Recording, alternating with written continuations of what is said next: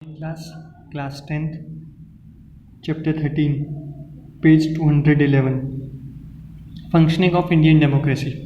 Democracy मतलब लोकतंत्र या प्रजातंत्र। जैसे इंडिया एक डेमोक्रेटिक कंट्री है। डेमोक्रेटिक कंट्री इट मीन्स यहाँ के जो लीडर सिलेक्ट होते हैं वो हम लोग इलेक्ट करते हैं, ठीक है। हम we the people of India elect our leaders. India में ऐसा नहीं होता कि डायरेक्टली जो चाहे वो लीडर बन जाए या जो ज़्यादा रिच पीपल है, जो ज़्यादा पावरफुल है वो बन जाए। ऐसा बिल्कुल भी नहीं होता। हम इलेक्ट करते हैं अपने लीडर्स को। डेमोक्रेसी, ठीक है। और फेडरलिज्म, फेडरलिज्म मतलब FEDERALISM।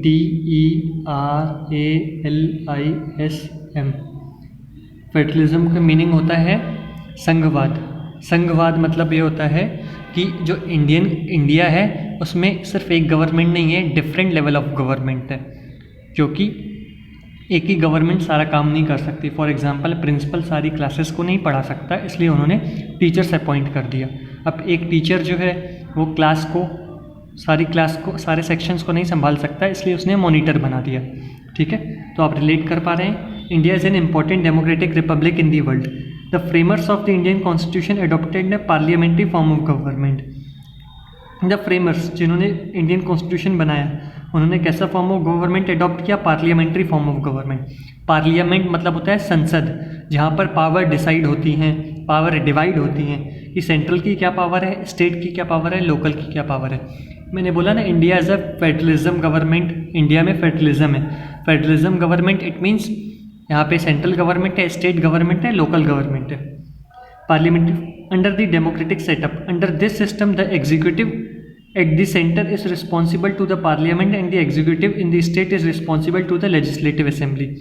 जो सेंट्रल लेवल का आदमी अपॉइंट हुआ है वो सेंट्रल लेवल के लिए रिस्पॉन्सिबल है, एग्जीक्यूटिव लेवल का पर्सन एग्जीक्यूटिव के लिए रिस्पॉन्सिबल है, ठीक है। अभी आपको इस चैप्टर में जैसे जैसे आगे पढ़ते जाएंगे आपको समझ में आते जाएगा। एग्जीक्यूटिव दो टाइप के होते हैं, एक नॉमिनल और एक रियल बेस्ड। नॉमिनल मतलब प्रेसिडेंट, सिर्फ नाम मात्र का। रियल बेस्ड जो एक्चुअल में काम करता है, प्रधानमंत्री, PM। On the powers they are able to exercise. The framers of constitution have adopted a federal form of government for India in which there is a mix of unitary and federal system. Mix of unitary and federal system, इसका मतलब ये है कि जैसे एक कुछ सरकार होती है यूनिटरी गवर्नमेंट। यूनिटरी गवर्नमेंट मतलब सिर्फ इसमें एक फॉर्म ऑफ गवर्नमेंट होता है, ठीक है। और भारतीय सरकार जो है वो फेडरल फॉर्म ऑफ गवर्नमेंट है, इसमें सेंट्रल भी होती है, स्टेट भी होती है। तो इसमें मिक्स है यूनिटरी और फेडरल। यूनिटरी में क्या होता है सिर्फ और सिर्फ सेंट्रल की चलती है, फेडरल में क्या होता है सेंट्रल और स्टेट दोनों की चलती है। तो यूनिटरी इसलिए बोला गया है कि किसी मुद्दों पर सिर्फ और सिर्फ सेंट्रल गवर्नमेंट की पावर्स चलती है, सिर्फ उसके डिसीजंस चलते हैं, और फेडरल सिस्टम में दोनों के चलते हैं। कुछ ऐसे मुद्दे होते हैं जिस पर सिर्फ सेंट्रल गवर्नमेंट डिसाइड करती है, ठीक है। तो उस केस में यूनिटरी गवर्नमेंट हो गई। अदरवाइज फेडरल, जहाँ पे दोनों गवर्नमेंट चलती हैं। There is one government for the whole country which is known as federal और सेंट्रल गवर्नमेंट। सेंट्रल गवर्नमेंट को फेडरल गवर्नमेंट भी बोलते हैं। पूरी कंट्री के लिए एक गवर्नमेंट कौन है? सेंट्रल गवर्नमेंट, ठीक है। स्टेट के लिए कौन सी गवर्नमेंट है? State government. There is government for each state which is known as state government. There is division of power and jurisdiction between the central and state. Jurisdiction between powers का central government क्या कर सकती है, state government क्या कर सकती है, इनका दायरा डिसाइड है, jurisdiction डिसाइड है, ठीक है, अधिकार क्षेत्र। After independence we adopted a process of national development which is based on the policy of democracy dedicated to development and public goods. Independence के बाद हमने कैसी प्रोसेस अडॉप्ट की? जैसे नेशन का डेवलपमेंट हो, the policy of democracy dedicated to development, ऐसी democracy की पॉलिसी जैसे डेवलपमेंट हो, पब्लिक का भला हो। The objective of administration is to ensure social, political and economic justice for the people of India. Administration का ऑब्जेक्टिव क्या है कि सामाजिक रूप से, राजनीतिक रूप से और in terms of money India की पीपल का भला हो। देखिए इंडियन एडमिनिस्ट्रेटिव सिस्टम 3 पार्ट्स में डिवाइड है, central government, state government and local government, ठीक है। सेंट्रल गवर्नमेंट कंप्राइजेज ऑफ, अब सेंट्रल गवर्नमेंट के अंदर कौन कौन आता है? प्रेसिडेंट आते हैं, प्राइम मिनिस्टर आते हैं, कैबिनेट मिनिस्टर्स। अब cabinet minister it means finance minister, defence minister, railway minister, ठीक है, education minister.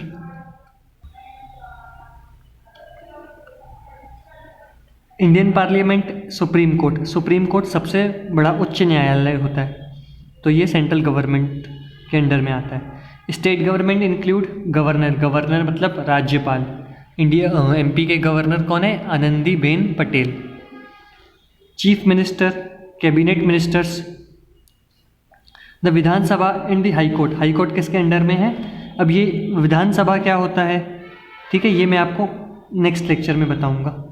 High court state के अंडर में आता है। Local government includes municipal corporation, municipalities, district panchayat, janpad panchayat and gram panchayat.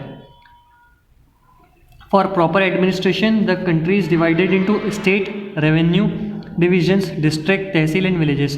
देखिए, फॉर प्रॉपर कंट्री को प्रॉपर चलाने के लिए राज्य डिवाइड कर दिया गया है। राज्य, फिर राज्य के अंदर डिस्ट्रिक्ट, फिर डिस्ट्रिक्ट के अंदर तहसील, तहसील के अंदर फिर गांव। इन दिस वे, सब बताऊंगा आगे। In this way the administrative setup is properly organized from top to bottom level. To make the democratic setup practical and useful, the administrative powers are extended and given up to regional and local level. For this, local self-government have been provided. Every unit of administration discharges its duty and functions allotted to them. देखिए होता क्या है, ये हर level पे government है, ठीक है, तो सेंट्रल गवर्नमेंट के अलग पावर्स हैं, स्टेट गवर्नमेंट के अलग है, लोकल गवर्नमेंट के अलग है, सब लोग अपना अपना काम करती हैं। Characteristics of federal form of government. Characteristics of federal form of government, उसके कैरेक्टरिस्टिक्स हैं, ठीक है। That form of government under which powers of the government are divided by the constitution between the central government, उसको union government भी बोला जाता है, and state government, इसको प्रोविंशियल गवर्नमेंट भी बोला जाता है। Source of power in respect of both the government is the constitution. इन दोनों गवर्नमेंट को पावर कौन देता है? कॉन्स्टिट्यूशन। Constitution is supreme. देखिए सबसे बड़ा है कॉन्स्टिट्यूशन, कॉन्स्टिट्यूशन से बढ़ के कुछ भी नहीं है। The procedure of amendment in the constitution is generally difficult and supremacy of the judiciary is essential. Constitution बदलना बहुत मुश्किल होता है। सुप्रीमेसी, सुप्रीमेसी होता है महत्वता या सबसे ऊपर। महत्वता मतलब ये इंडिपेंडेंट बॉडी है। देखिए जो इंडिया है ना, उसमें 3 टाइप से गवर्नमेंट होती है, लेजिस्लेचर, एग्जीक्यूटिव, जुडिशियरी। स्टेट में भी लेजिस्लेटिव, एग्जीक्यूटिव, जुडिशियरी।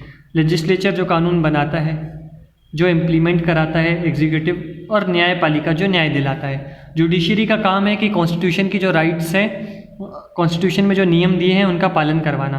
कोई भी अगर सरकार इनकेस गलती करती है, ठीक है, अगर कोई सरकार गलती करती है तो जुडिशियरी ऐसा नहीं कि सरकार के फेवर में ही बोलेगी, क्योंकि जुडिशियरी भी गवर्नमेंट के थ्रू आई है।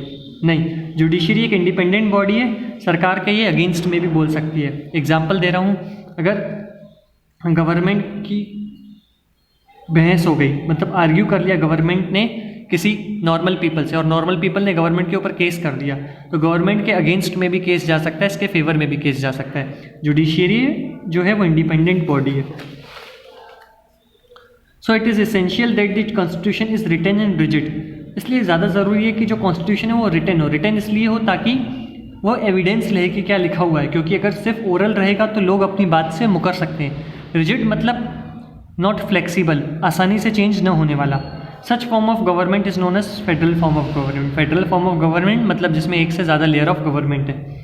एक बात पूछना चाहूँगा आप लोगों से, इंडिया में अभी प्रेजेंट में स्टेट और यूनियन टेरिटरी कितने हैं? अभी इंडिया में प्रेजेंट 28 स्टेट्स हैं एंड 8 यूनियन टेरिटरीज हैं, ठीक है। India has been termed in the constitution as federation of states. The characteristic of federal government are present in Indian Constitution. In the federal form, the union and the state functions within the limits of their rights and power given by the Constitution. Federal form of government में क्या होता है? जो state government रहती है, union जिसे बोला गया, और state government वो अपनी लिमिट में रह के काम करती हैं। कौन सी लिमिट? जो उसको कॉन्स्टिट्यूशन ने दिया है। कॉन्स्टिट्यूशन के अगेंस्ट में कोई भी बात नहीं होगी। Presently in Indian Federation there are 28 states and centrally administered states. Centrally administered state it means union territories. अभी यूनियन टेरिटरीज 8 हैं और जो स्टेट्स हैं वो 28 हैं, ठीक है। ओवरऑल ये अभी करंट का फिगर है। The federal characteristics present in Indian government system are as follows.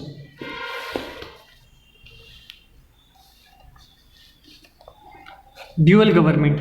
अब देखिए फेडरलिज्म में क्या होता है, स्टेट जो है ना वो सेंट्रल गवर्नमेंट की एजेंट नहीं है, ठीक है। स्टेट जो है वो सेंट्रल गवर्नमेंट की एजेंट नहीं है, जो स्टेट सेंट्रल गवर्नमेंट ने कहा वो कर रही है। कुछ ऐसी चीज़ें होती हैं जिस पे सिर्फ स्टेट गवर्नमेंट बोल सकती है, सेंट्रल गवर्नमेंट को बोलने का हक नहीं है। और कुछ ऐसी चीज़ें हैं जिस पे सेंट्रल गवर्नमेंट स्टेट गवर्नमेंट को सेंट्रल गवर्नमेंट की बात माननी पड़ेगी, ठीक है। तो कुछ मैटर्स में सिर्फ स्टेट गवर्नमेंट के ऊपर डिसीजन होता है कि वो क्या डिसीजन लेती है, और कुछ मैटर्स में वो उसको सेंट्रल गवर्नमेंट की बात माननी पड़ती है।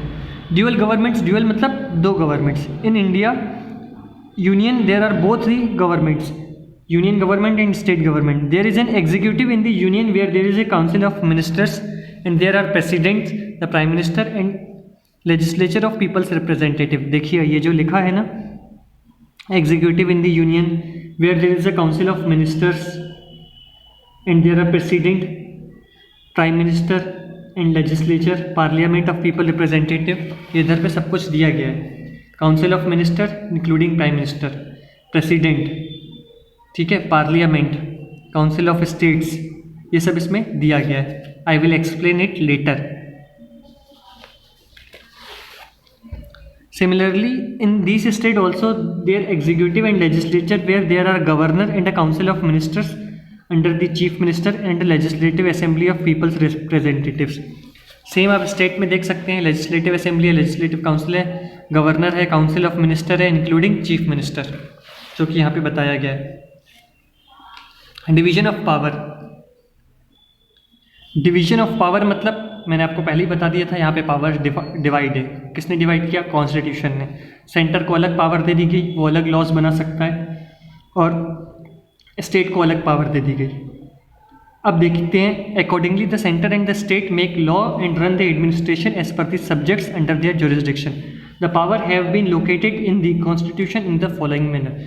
पावर कैसे बांटी गई है अब देखते हैं। यूनियन लिस्ट, ये वो लिस्ट है, इस लिस्ट के अकॉर्डिंग सेंट्रल गवर्नमेंट को पावर मिलता है। स्टेट लिस्ट के अकॉर्डिंग स्टेट गवर्नमेंट को पावर मिलता है। कुछ ऐसे सब्जेक्ट्स हैं, ये मुद्दे जिन पर सिर्फ सेंट्रल गवर्नमेंट लॉ बना सकती है, कुछ ऐसे मुद्दे हैं जिस पे स्टेट गवर्नमेंट लॉ बना सकती है। तो अब कॉन्करेंट लिस्ट क्या है? कॉन्करेंट लिस्ट वो लिस्ट है जिस पे दोनों लॉ बना सकते हैं।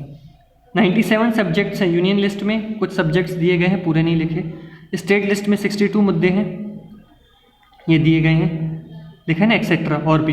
कॉन्करेंट लिस्ट में originally there are 47 subjects in this list, but after the 42nd amendment 4 subjects and 1 more subject were added.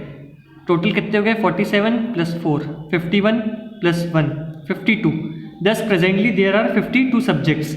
Marriage, divorce, trust and trustee, forest, wild life and protection, ऐसे करके ये सारे important मुद्दे हैं जिसपे दोनों central as well as state, दोनों both the central and state government can frame laws on subjects contained in the concurrent list. But if, देखिए दोनों के दोनों इन सब मुद्दों पे कानून बना सकते हैं, but if a law has been enacted by the central government, अगर पहले से ही सेंट्रल गवर्नमेंट ने उस पर लॉ बना दिया गया है और वो लॉ अगर पास हो चुका है, that shall be in force. But if a law has been enacted by the government that shall be in force. अगर सेंट्रल गवर्नमेंट ने पहले ही कोई लॉ बना दिया है तो वही कानून चलेगा, वही फाइनल कानून माना जाएगा, जो भी डिसीजन उसने लिए हैं। Residual powers, if certain subjects remain over and above the 3 list, such subject shall be with union government. इन सब मुद्दों के अलावा अगर और कोई एस्पेक्ट हैं जिस पे लॉ बनाना ज़रूरी है, ठीक है, रिमेन ओवर, बचे हुए मुद्दे, तो उन सब्जेक्ट पर कौन बात करेगा? यूनियन गवर्नमेंट, मतलब central government. Okay. Supremacy and written form of constitution, under the federal form of government written constitution is a necessity. Federal form of government में रिटन कॉन्स्टिट्यूशन होना मैंडेटरी है। कॉन्स्टिट्यूशन क्या है? सुप्रीम है, और क्या है? Basic law of the country. Constitution से हट के कोई बात नहीं करेगा, नहीं प्रेसिडेंट, नहीं प्राइम मिनिस्टर, नहीं लेजिस्लेचर, नहीं एग्जीक्यूटिव, नहीं जुडिशियरी। जुडिशियरी का काम ही है कॉन्स्टिट्यूशन के राइट्स को है उसको बचाए रखना। To ensure supremacy of the constitution the procedure of its amendments has been made difficult. Supremacy, constitution का जो सुप्रीमेसी मेंटेन करने के लिए, ठीक है, सबसे बड़ा है कॉन्स्टिट्यूशन, उसकी सुप्रीमेसी मेंटेन करने के लिए उसमें अमेंडमेंट जो है वो डिफ़िकल्ट कर दी गई कि इतनी आसानी से कानून चेंज नहीं हो सकता। नेक्स्ट, सुप्रीमेसी ऑफ जुडिशरी, ये हम नेक्स्ट पार्ट में पढ़ेंगे। Part 3 is over. Thank you.